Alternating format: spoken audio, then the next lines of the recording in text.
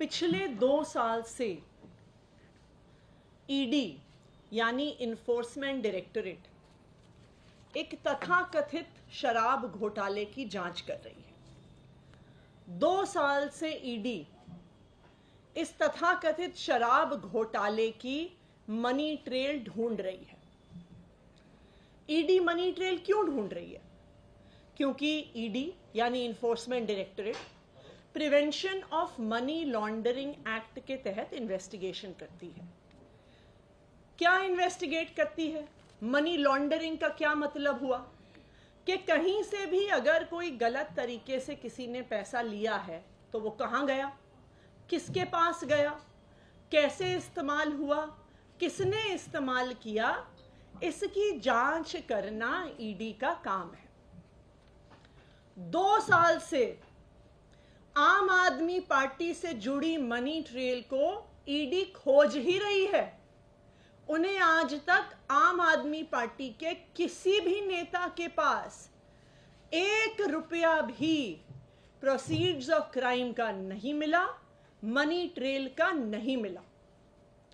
जब ये बात सुप्रीम कोर्ट गई तो सुप्रीम कोर्ट ने भी बार बार ईडी से पूछा कि आम आदमी पार्टी से जुड़ी हुई मनी ट्रेल कहां है, मनीष सिसोदिया से जुड़ी हुई मनी ट्रेल कहां है, संजय सिंह से जुड़ी हुई मनी ट्रेल कहां है, और इस पर ईडी के पास कोई जवाब नहीं था। सुप्रीम कोर्ट ने अपने आदेश में बहुत स्पष्ट तौर पर कहा था कि जिस 100 करोड़ की मनी ट्रेल की ईडी बात कर रही है, जो आम आदमी पार्टी को वो कह रहे हैं गई है, जस्टिस संजीव खन्ना ने कहा कि ये मनी ट्रेल साबित नहीं हुई। उन्होंने कहा ये डिबेटेबल है, यानी ये संदेहास्पद है, इसको साबित नहीं किया गया। संजय सिंह जी के बेल के समय जब मनी ट्रेल पर सवाल उठे तो ईडी के पास कोई भी जवाब नहीं था कि आम आदमी पार्टी से जुड़ी हुई मनी ट्रेल कहां है। लेकिन इस पूरे केस में मनी ट्रेल ना मिलने के बावजूद आम आदमी पार्टी के कई नेताओं को गिरफ्तार कर लिया गया। मनीष सिसोदिया जी को गिरफ्तार किया गया, संजय सिंह जी को गिरफ्तार किया गया, यहां तक कि अब दिल्ली के मुख्यमंत्री अरविंद केजरीवाल जी को भी गिरफ्तार किया गया, सिर्फ और सिर्फ ईडी की एक मनी ट्रेल की आशंका पर। लेकिन 21 मार्च 2024 को इस लिकर पॉलिसी इन्वेस्टिगेशन में, इस लिकर पॉलिसी केस में पहली बार मनी ट्रेल का पुख्ता प्रमाण सामने आया है 21 मार्च को, कि किसने पैसे लिए, किसको दिए, कहां दिए, कब दिए, वो पैसे कहां गए, इसका पुख्ता प्रमाण 21 मार्च 2024 को सामने आ गया है। आज उस बात को 16 दिन हो गए हैं। तो जब एक मनी ट्रेल की आशंका पर रेड होते हैं, समन होते हैं, गिरफ्तारियां होती हैं, तो एक पुख्ता मनी ट्रेल के आधार पर पिछले 16 दिन में ईडी ने कितने समन किए, ईडी ने कितने रेड किए, ईडी ने कितनी गिरफ्तारियां करी? और इसका जवाब यह है कि ईडी ने कुछ नहीं किया, क्योंकि ये मनी ट्रेल शराब कारोबारी शरद रेड्डी से भारतीय जनता पार्टी के अकाउंट में जा रही है। तो मैं आज ईडी से कुछ सवाल पूछना चाहती हूं।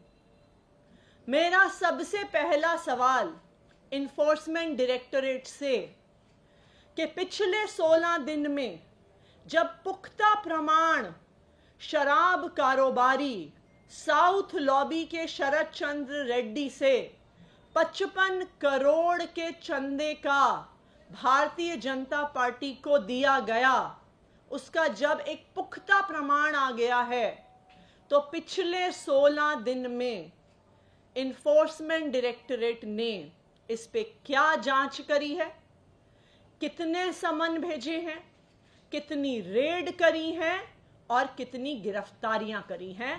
ये है मेरा ईडी से पहला सवाल। मेरा ईडी से दूसरा सवाल कि जब सिर्फ मनी ट्रेल की आशंका पर आपने आम आदमी पार्टी के कई नेताओं को गिरफ्तार कर लिया, कोर्ट में कहा कि आम आदमी पार्टी को आरोपी बनाएंगे, तो जब 55 करोड़ रुपए की मनी ट्रेल साउथ लॉबी के शराब कारोबारियों से भारतीय जनता पार्टी को जा रही है, तो enforcement directorate Bharatiya Janata party को आरोपी कब तक बनाएगा? मेरा ईडी को तीसरा सवाल कि भारतीय जनता पार्टी के राष्ट्रीय अध्यक्ष जेपी नड्डा जी को समन कब जाएगा, उनके यहां रेड कब होगी और उनकी गिरफ्तारी कब होगी? इसका जवाब ईडी को देना होगा। इसके अलावा इस पूरी जांच में 2 साल से ईडी गोवा चुनाव की इन्वेस्टिगेशन कर रही है। कहते हैं कि जी मनी ट्रेल गोवा चुनाव तक जाती है, तो जो चुनाव 2 साल पहले हुआ, आज उसके कैंडिडेट को बुला रहे हैं, आज उसके पोस्टर वाले को बुला रहे हैं, आज वहां पे टेंट लगाने वाले को बुला रहे हैं, आज वहां पे कुर्सी लगाने वाले को बुला रहे हैं, इस मान्यता के आधार पर कि चुनाव प्रचार में बहुत पैसा खर्च होता है। लेकिन चुनाव से जुड़ी हुई एक और बड़ी मान्यता भी है कि कोई भी व्यक्ति टिकट लेने के लिए पार्टियों को पैसा देते हैं। तो जब 29 मार्च को शराब घोटाले के एक और आरोपी मगुंटा श्रीनिवासलू रेड्डी को भारतीय जनता पार्टी के अलायंस पार्टनर टीडीपी से टिकट मिलता है, तो क्या ईडी इस बात की जांच कर रही है कि क्या मगुंटा श्रीनिवासलू रेड्डी और उनके बेटे राघव मगुंटा ने भारतीय जनता पार्टी के एलाय टीडीपी को कुछ पैसे तो नहीं दिए? क्या ईडी ने इस पर जांच शुरू करी है? 5वां सवाल कि आज तो आप 2 साल पुराने गोवा चुनाव पर जांच कर रहे हैं। मगुंटा श्रीनिवासलू रेड्डी और उनके बेटे राघव मगुंटा का चुनाव तो आज चल रहा है। वो आज भारतीय जनता पार्टी के अलायंस पार्टनर की टिकट पे चुनाव लड़ रहे हैं। आपने क्या उनके चुनाव प्रचार पर इन्वेस्टिगेशन शुरू किया कि पैसा कहां से आ रहा है, पैसा कहां खर्च हो रहा है, वो पोस्टर कैसे लगा रहे हैं, वो कुर्सी कैसे लगा रहे हैं, वो साउंड सिस्टम कैसे लगा रहे हैं, वो अपना प्रचार कैसे कर रहे हैं?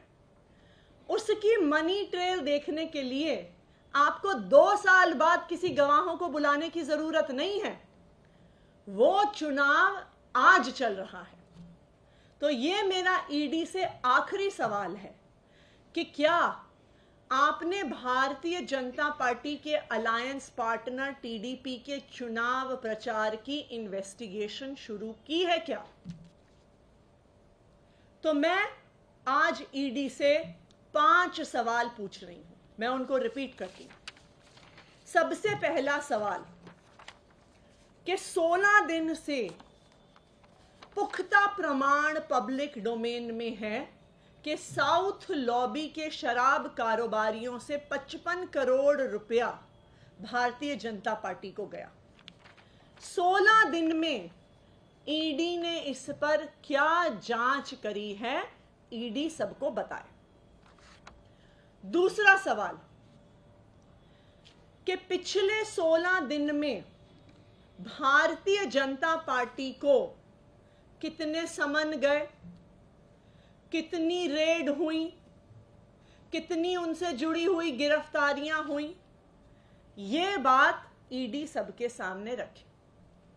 तीसरा सवाल कि आपने अरविंद केजरीवाल को गिरफ्तार किया आम आदमी पार्टी के नेशनल कन्वीनर होने के नाते, तो ईडी ये बात बताए कि वो जेपी नड्डा जी को भारतीय जनता पार्टी के नेशनल कन्वीनर होने के नाते शराब कारोबारी शरद रेड्डी से, साउथ लॉबी से 55 करोड़ रुपए लेने के नाते कब गिरफ्तार करेगी।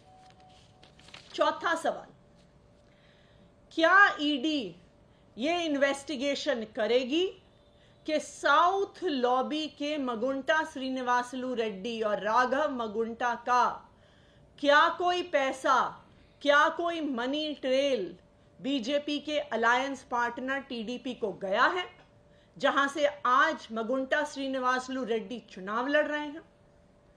पांचवा सवाल, बीजेपी के अलायंस पार्टनर टीडीपी से शराब कारोबारी खुद चुनाव लड़ रहे हैं, तो क्या उस चुनाव में हो रहे खर्चे को ईडी इन्वेस्टिगेट कर रही है। तो मैं ये चाहूंगी कि ईडी जो रोज रोज प्रेस रिलीज देती है, जो रोज मीडिया में स्टोरीज देती है, आज हमारे इन 5 सवालों का जवाब दे।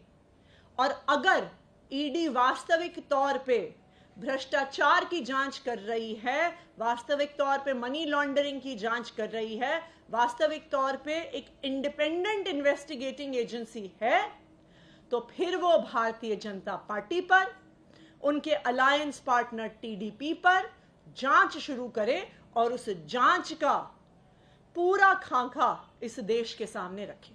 Thank you. एक अलग मामला है, सीएम केजरीवाल का एक बयान था, पैसे सबसे लेना वो झाड़ू को देना। इस मामले में गोवा के कोर्ट ने कल केस को डिसमिस कर दिया, उन्हें बरी कर दिया। देखिए, भारतीय जनता पार्टी लगातार आम आदमी पार्टी पर, आम आदमी पार्टी के नेता अरविंद केजरीवाल पर हर प्रकार के झूठे आरोप लगाती है। अपनी कंट्रोल में जो उनकी अलग अलग संस्थाएं हैं, चाहे सीबीआई हो, चाहे ईडी हो, चाहे इनकम टैक्स डिपार्टमेंट हो, चाहे आज के दिन में इलेक्शन कमीशन ऑफ इंडिया हो, उन सबके माध्यम से आम आदमी पार्टी के नेताओं पर केस करवाती है, नोटिस दिलवाती है। ये गोवा का मामला भी ऐसा ही मामला था, जब भारतीय जनता पार्टी की शिकायत के आधार पर इलेक्शन कमीशन ने अरविंद केजरीवाल को नोटिस भेजा, उन पर केस किया। लेकिन कल गोवा की अदालत ने इस केस को डिसमिस कर दिया है और कहा है कि ये केस बिल्कुल निराधार है।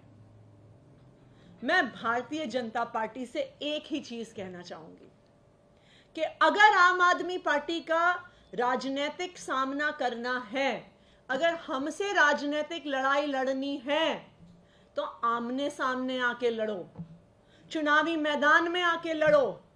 अलग अलग संस्थाओं के पीछे छुपकर, चाहे वो ईडी हो, सीबीआई हो, इनकम टैक्स डिपार्टमेंट हो, इलेक्शन कमीशन ऑफ इंडिया हो, उनके पीछे छुपकर चुनाव लड़ने की कोशिश ना करो। अगर हिम्मत है तो आमने सामने आकर अपने दम पर, अपने काम के दम पर आम आदमी पार्टी से चुनाव लड़ो।